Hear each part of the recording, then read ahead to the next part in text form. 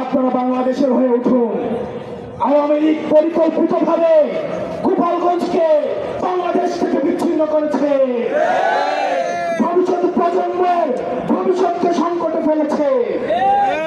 আমরা গোপালগঞ্জবাসীকে আশ্বস্ত করতে চাই, গোপালগঞ্জ বাংলাদেশের, ফেনীও বাংলাদেশের, বগুড়া বাংলাদেশের, বাংলাদেশ এই 64 জেলার সমান অধিকারের জন্য লড়াই করবে, সবার জন্য আমরা সমানভাবে লড়াই করব।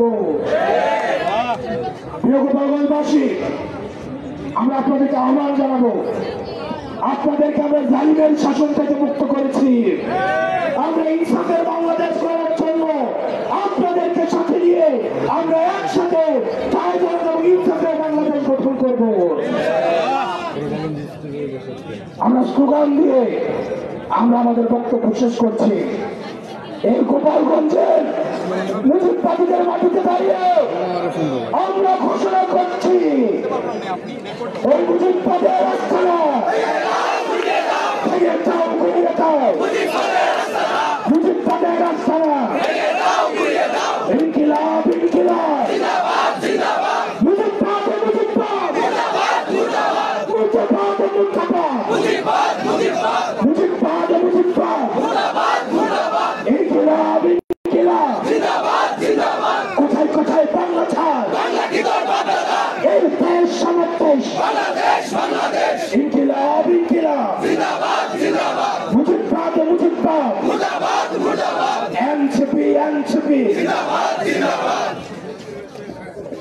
সংগ্রামী সহযোদ্ধারা, এই পর্যায়ে আপনাদের সামনে বক্তব্য রাখবেন জাতীয় নাগরিক পার্টি এনসিপির কেন্দ্রীয় আহ্বায়ক কমিটির বিপ্লবী সদস্য সচিব, ফ্যাসিস্ট বিরোধী লড়াই, স্বৈরাচার বিরোধী লড়াইয়ের অগ্রসেনানী জনাব আখতার হোসেন।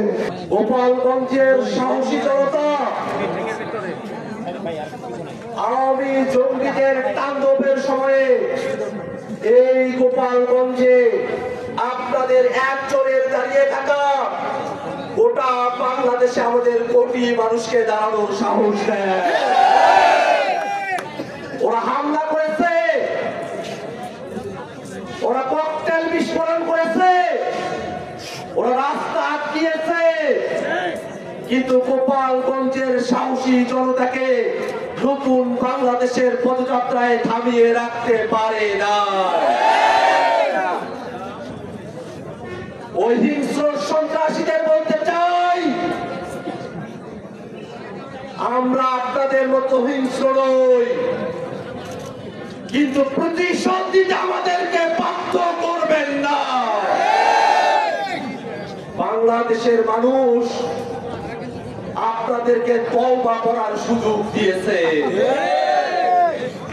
পদযাত্রা কর্মসূচি নিয়ে আমরা কোনো যুদ্ধের আহ্বান নিয়ে নয়, শান্তি এবং দেশ গড়ার আহ্বান নিয়ে গোপালগঞ্জে আজকে এসেছি।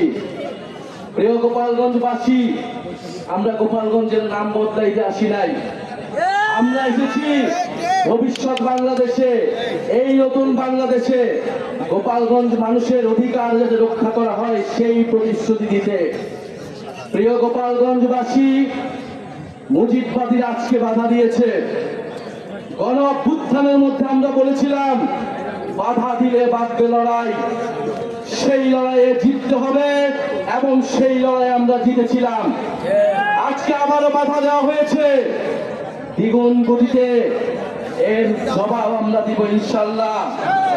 প্রিয় গোপালগঞ্জবাসী, আপনারা যারা এই গণ অভ্যুত্থানের পক্ষে রয়েছেন, নতুন বাংলাদেশের পক্ষে রয়েছেন, আপনাদেরকে দায়িত্ব নিতে হবে এই গোপালগঞ্জ যেন মুজিববাদীদের আশ্রয় কেন্দ্র হয়ে উঠতে না পারে।